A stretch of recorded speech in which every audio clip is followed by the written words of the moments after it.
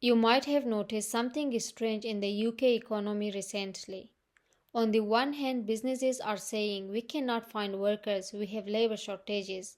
But on the other hand, unemployment is rising. And if you are like me, you might pause and think, how can both of these things be true at the same time? If people are unemployed, shouldn't firms be able to hire them? Today, I want to slow this down and look at what is really happening beneath the headline. In public debates, we often hear two strong statements. Some politicians say we have too many migrants and not enough jobs. At the same time, businesses say that without migrant workers, they cannot operate properly. Both sides sound confident. But here is the key point. They are not talking about the same workers and they are not talking about the same jobs. And once we understand that, the contradiction becomes much clearer. The most important word in this discussion is mismatch. A labor shortage does not mean there are no people to work. It means employers cannot find workers with the right skills in the right place and at the wages they are offering. Unemployment means people are looking for work but they are not being hired. These two situations can exist at the same time, and economists call this structural unemployment when the jobs available do not match the workers available. So already we can see this is not about numbers alone. It is about alignment.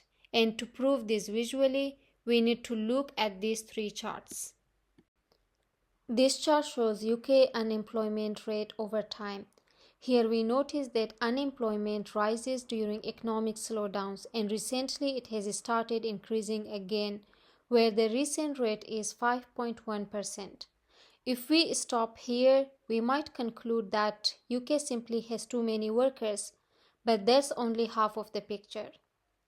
This chart supports one side of the debate. Yes, unemployment is rising or elevated, but unemployment does not tell us how many jobs are available. So now let's look at the second chart. Now here are job vacancies. Here we notice something very interesting. Vacancies remain elevated even when unemployment rises. This tells us something important. The problem is not a lack of jobs, and it's simply not too many workers. It's something else.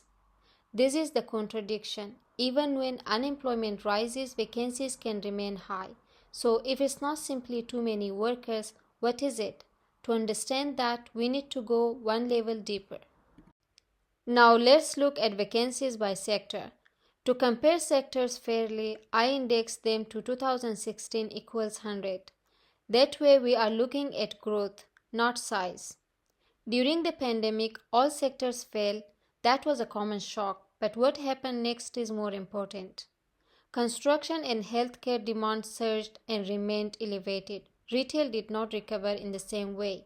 This means labor demand is not evenly distributed across the economy, and that is the foundation of the mismatch. So when we look at these three charts together, something becomes clear. Unemployment is rising, that's true. Vacancies remain elevated, that's also true. But vacancies are concentrated in certain sectors, not everywhere. This is not a political contradiction, it's a structural one. Skills, geography, and wage expectations do not align across sectors, and that's why simply cutting immigration does not automatically reduce unemployment. Now let's connect these to migration. In the UK, migrant workers are not evenly spread across all sectors. They are heavily concentrated in healthcare, social care, hospitality, agriculture, logistics, construction, and some high-skill areas like IT and academia. When immigration is reduced, these sectors feel the impact quickly. And here is something we need to say honestly. Many local workers do not move into these roles easily.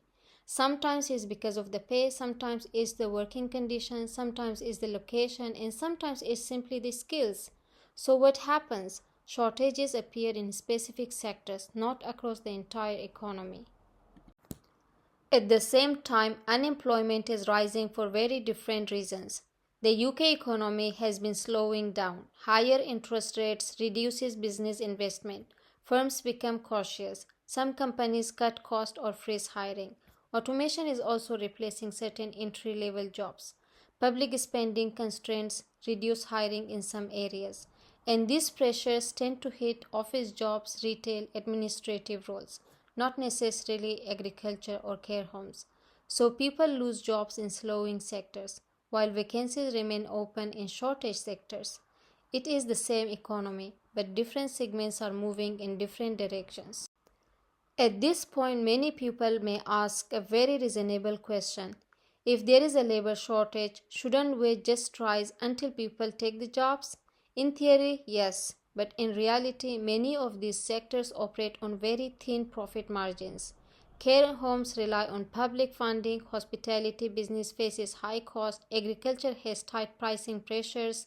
They cannot always raise wages significantly.